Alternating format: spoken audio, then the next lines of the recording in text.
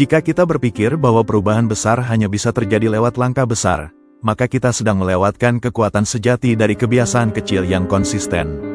Kebiasaan kecil adalah fondasi dari transformasi besar yang sering kali kita impikan. Dalam dunia keuangan, tidak ada hal yang lebih ampuh daripada sebuah kebiasaan sederhana yang diulang terus-menerus. Bahkan keputusan yang tampak remeh seperti menyimpan Rp10.000 per hari atau mencatat setiap pengeluaran, jika dilakukan secara terus-menerus, akan membentuk hasil besar dalam jangka panjang. Kita bisa membayangkan kebiasaan kecil ini seperti benih yang ditanam di tanah subur. Ia tidak tumbuh dalam sehari, bahkan mungkin tak terlihat dalam minggu pertama.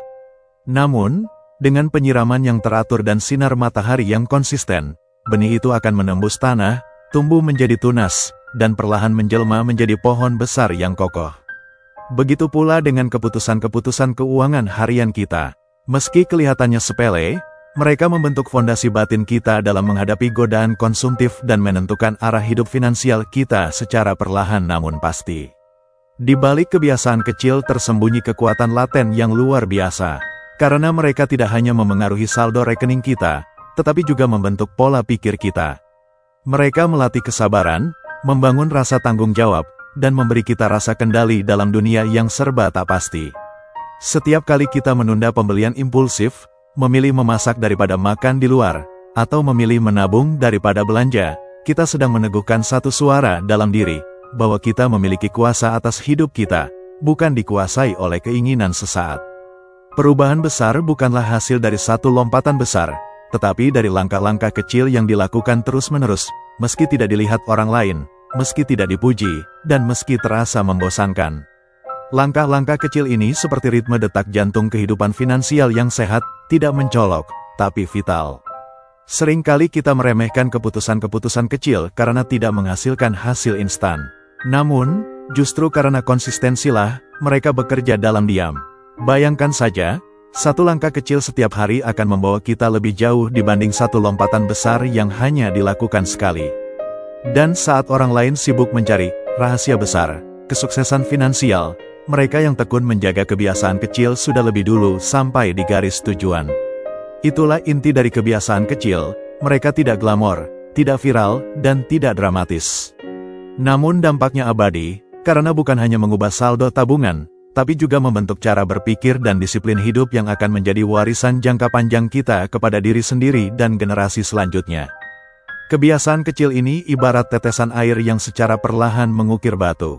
Tidak terlihat dalam 1 atau 2 hari, tetapi dalam hitungan bulan dan tahun, dampaknya akan luar biasa.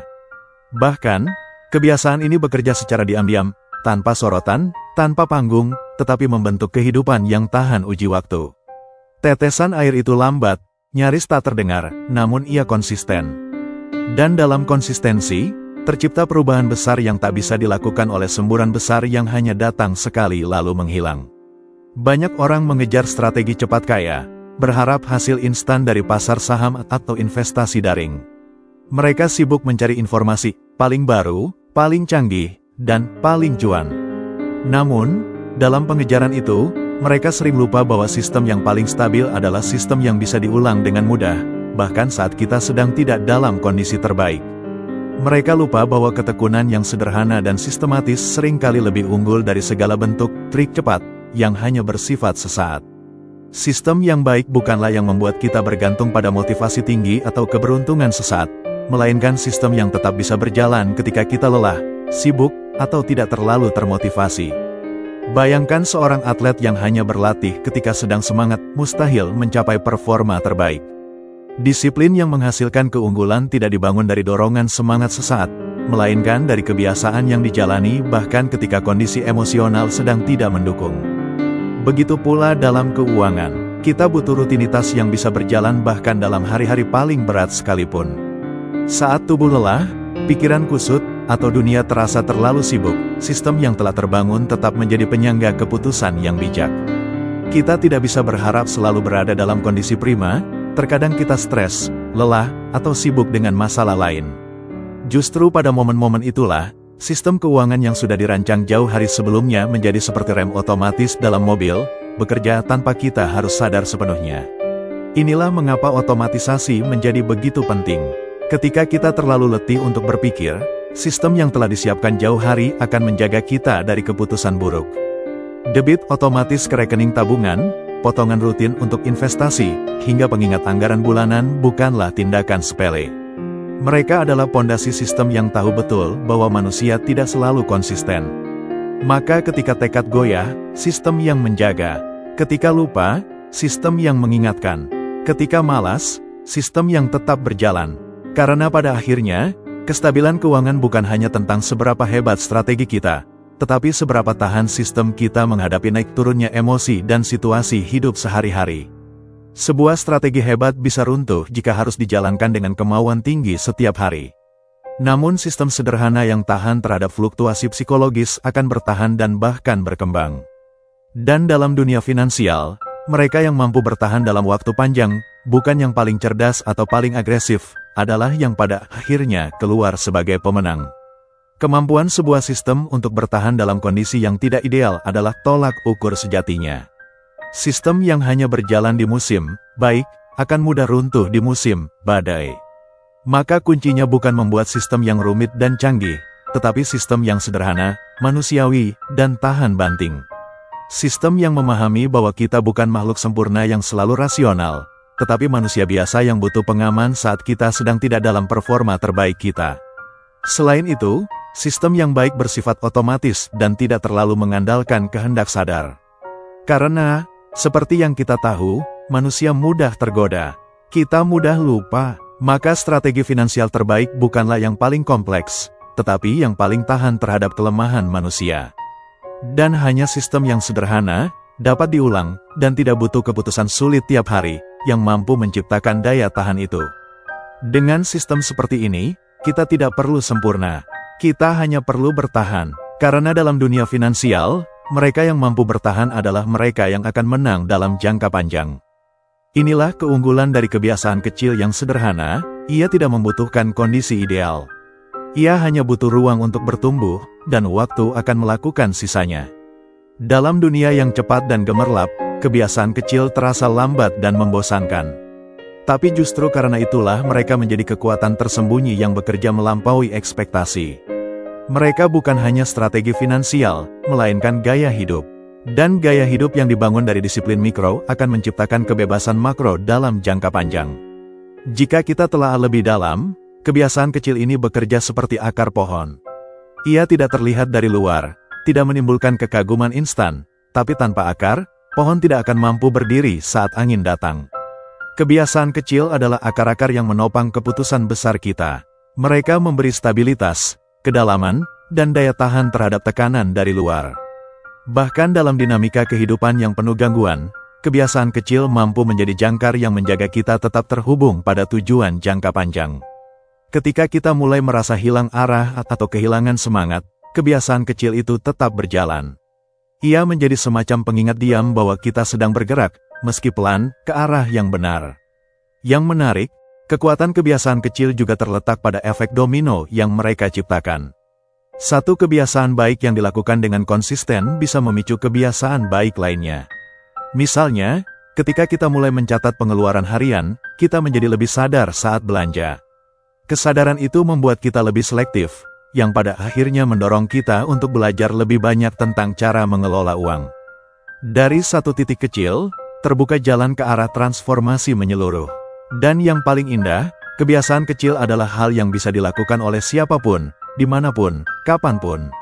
Ia tidak butuh modal besar, gelar pendidikan, atau akses teknologi mutakhir. Ia hanya butuh satu hal, komitmen kecil yang dijalankan terus-menerus. Karena dari situlah keajaiban lahir, bukan dari sekali melakukan hal besar, tapi dari setiap hari memilih untuk tetap melangkah meski 1 inci sekalipun. Kebiasaan mencatat pengeluaran bukan hanya soal akuntansi pribadi, tetapi tentang kepekaan terhadap uang. Ini adalah latihan kesadaran yang pelan-pelan membentuk kedewasaan finansial. Dengan mencatat, kita mengingat. Dengan mengingat, kita menyadari. Dan dengan menyadari, kita bisa mengambil keputusan yang lebih bijak. Setiap kali kita menuliskan angka pengeluaran, ada proses mental yang terlibat, kita meninjau kembali nilai dari tindakan kita. Apakah ini belanja yang benar-benar penting? Apakah ini sesuai dengan prioritas kita? Kebiasaan sederhana ini membuat kita berpikir dua kali sebelum membeli sesuatu yang tidak perlu, karena kita tahu semuanya akan tercatat. Bahkan, efek dari mencatat tidak hanya terjadi pada saat kita menuliskan, tapi juga sebelum kita melakukan pembelian. Kita menjadi lebih waspada, lebih bertanya kepada diri sendiri, lebih menunda keputusan dan memberi ruang untuk berpikir. Lama-kelamaan, mencatat pengeluaran menjadi semacam filter mental, menyaring antara kebutuhan dan keinginan, antara nilai dan dorongan sesaat. Dalam jangka panjang, ini bukan hanya soal data keuangan, tapi soal membangun hubungan baru dengan uang yang lebih sadar, lebih reflektif, dan lebih berakar pada tujuan jangka panjang kita. Catatan pengeluaran menjadi semacam jurnal keuangan yang bukan hanya mencatat transaksi, tapi juga mencerminkan nilai hidup yang kita anut. Begitu pula dengan menabung secara otomatis, sekecil apapun jumlahnya. Dengan membangun sistem alih-alih hanya mengandalkan niat, kita menghapus faktor lupa atau malas. Kita tidak perlu berpikir ulang setiap kali ingin menabung, kita hanya perlu membiarkan sistem berjalan. Ini adalah salah satu prinsip terpenting dalam pengelolaan keuangan, buat keputusan satu kali, dan nikmati manfaatnya berulang kali. Kebiasaan kecil juga menciptakan rasa pencapaian yang terukur. Saat kita berhasil menyelesaikan satu minggu tanpa membeli kopi mahal di luar, atau satu bulan tanpa menyentuh saldo darurat, kita membangun rasa percaya diri bahwa kita mampu mengendalikan diri. Setiap keberhasilan kecil itu seperti anak tangga yang kita naiki perlahan, tidak membuat kita langsung berada di puncak, tetapi membawa kita ke sana sedikit demi sedikit. Dan dari situlah momentum terbentuk. Momentum bukan datang dari motivasi besar, tapi dari kemenangan kecil yang diulang terus-menerus. Seiring waktu, kita mulai merasakan bahwa kebiasaan tersebut menjadi bagian dari identitas kita. Kita bukan lagi hanya seseorang yang berusaha menabung, atau berusaha hemat, kita menjadi seseorang yang memang hidup dengan kesadaran finansial. Efek psikologis dari pencapaian kecil juga tidak bisa diremehkan. Ia memperkuat kepercayaan diri, mengurangi kecemasan finansial, dan membentuk perasaan bahwa kita tidak berjalan tanpa arah. Setiap kemenangan kecil seperti pengingat bahwa kita memiliki kemampuan untuk mengambil kendali. Ini seperti pelatihan mental yang membentuk kekuatan batin dan daya tahan emosional. Bahkan ketika kita mengalami setback atau kegagalan, kebiasaan yang sudah tertanam memberi kita pijakan untuk bangkit kembali. Karena kita tahu, kita pernah bisa. Dan jika kita pernah bisa, kita bisa mengulanginya lagi.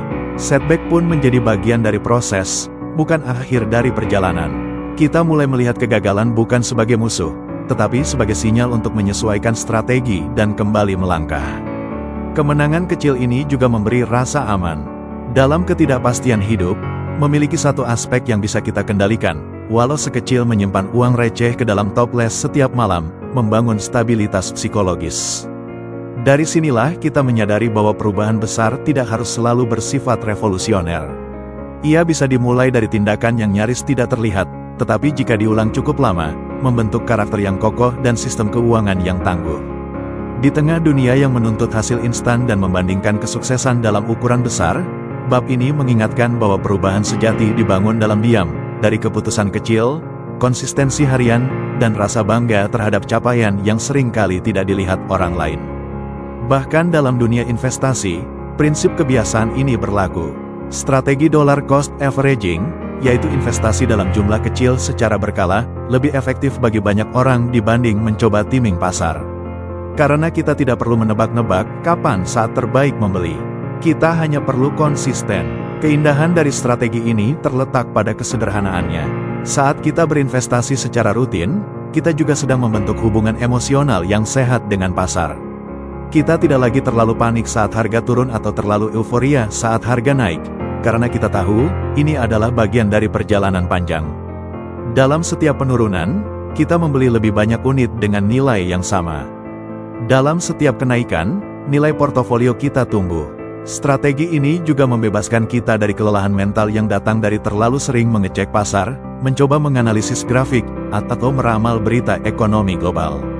Rutinitas yang stabil membuat kita tidak perlu terus-menerus terjebak dalam fluktuasi emosional yang timbul akibat naik turunnya pasar.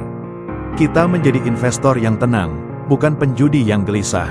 Karena kita tidak bertaruh pada momen, melainkan membangun masa depan lewat ritme. Dan dari ritme itulah tumbuh kestabilan, bukan hanya kestabilan finansial, tetapi juga kestabilan psikologis. Dalam ritme, ada kelegaan karena kita tahu arah kita. Dalam ritme, ada rasa aman karena kita tidak harus membuat keputusan besar setiap hari. Ritme menjadi jangkar ketika badai datang, menjadi penopang ketika logika terganggu oleh rasa takut atau rakus. Inilah kekuatan sesungguhnya dari strategi yang dibangun dalam ritme. Ia tidak hanya membuat kita bertahan di tengah pasar yang liar, tetapi juga membuat kita tumbuh secara perlahan dan pasti. Kebiasaan ini juga menciptakan ruang belajar yang alami. Karena kita rutin berinvestasi, kita lebih akrab dengan instrumen investasi kita belajar dari pergerakan pasar, dan kita mulai memahami bahwa nilai waktu jauh lebih besar daripada nilai prediksi. Kita berhenti menjadi korban volatilitas, dan mulai menjadi penumpang sabar dalam kereta investasi jangka panjang. Pada akhirnya, perjalanan keuangan bukan tentang ledakan semangat sesaat, tetapi tentang disiplin yang dibangun dari ritme harian. Sama seperti orang yang menjaga kesehatan dengan rutin berjalan kaki 30 menit per hari, mereka yang menjaga keuangan dengan rutinitas kecil akan jauh lebih stabil dibanding mereka yang hanya bergerak saat terpaksa. Rutinitas itu menjadi sistem pendukung emosional dan mental yang membuat kita tetap berjalan meskipun semangat sedang redup. Kebiasaan harian dalam mengatur uang mungkin tampak membosankan, menyisihkan uang otomatis, memeriksa anggaran, menunda pembelian impulsif, tetapi justru karena sifatnya yang membosankan itulah ia kuat. Kebosanan adalah ujian nyata dari konsistensi. Mereka yang mampu bertahan dalam kebosanan justru mampu membangun sistem keuangan yang kokoh. Disiplin bukan soal melakukan sesuatu saat kita semangat, tapi justru saat kita tidak ingin melakukannya, tapi tetap melakukannya. Dalam kebosanan itu, tersembunyi kekuatan tersembunyi, ketahanan mental. Setiap kali kita mengulangi rutinitas finansial harian yang terasa monoton, kita sedang memperkuat otot kedisiplinan yang akan berguna dalam menghadapi keputusan-keputusan besar di masa depan. Sama seperti latihan fisik yang membentuk otot tubuh, kebosanan yang dihadapi dan dilalui tanpa keluhan akan membentuk kebijaksanaan finansial yang tahan banting. Kebosanan juga memaksa kita untuk melihat makna lebih dalam dari apa yang kita lakukan. Ia mengajarkan bahwa kita tidak selalu membutuhkan hal-hal baru untuk merasa hidup. Justru dalam repetisi, kita mulai melihat pola, menemukan kedalaman, dan memahami proses. Repetisi membentuk kesadaran baru, semacam kejelian dalam melihat hal-hal kecil yang sebelumnya kita abaikan.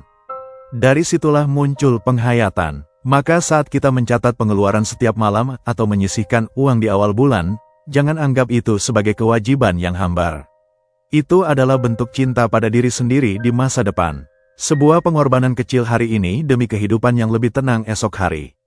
Tindakan-tindakan ini mungkin tidak mendapatkan pujian, tidak juga terlihat oleh orang lain, tapi disitulah letak ketulusan, melakukan sesuatu yang benar meski tidak disorot.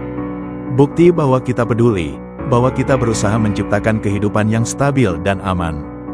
Dan lebih dari itu, kita sedang menciptakan rasa aman batiniah, bahwa hidup kita tidak dikuasai oleh ketidaksengajaan, melainkan oleh arah yang dipilih dengan sadar.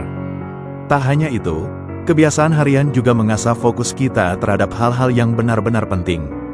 Saat dunia di luar berlomba menciptakan distraksi dan impuls konsumtif, ritme harian yang membosankan menjadi pelindung dari godaan sesaat.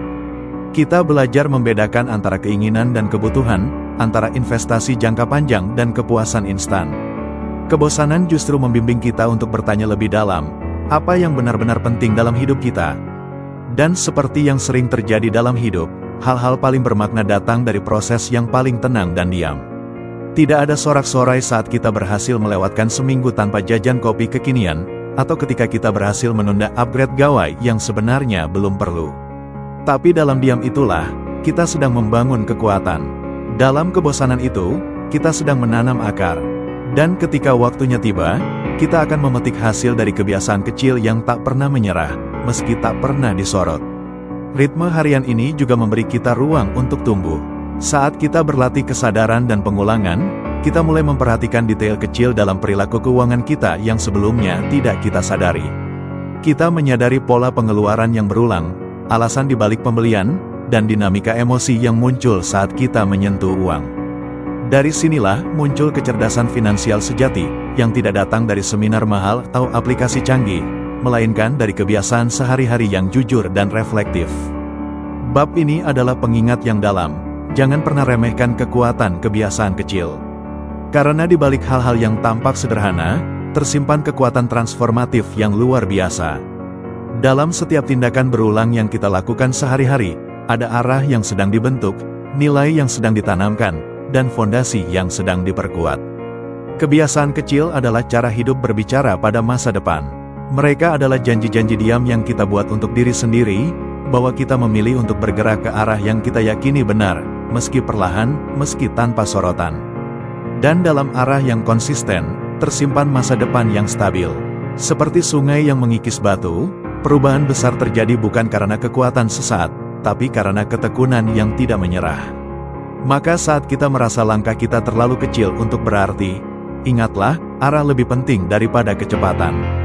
Kebiasaan kecil mungkin tidak mengubah dunia dalam semalam, tapi mereka akan mengubah hidup kita dalam 10 tahun. Dan itu cukup, karena yang kita butuhkan bukanlah keajaiban sesaat, tapi sistem yang tahan seumur hidup.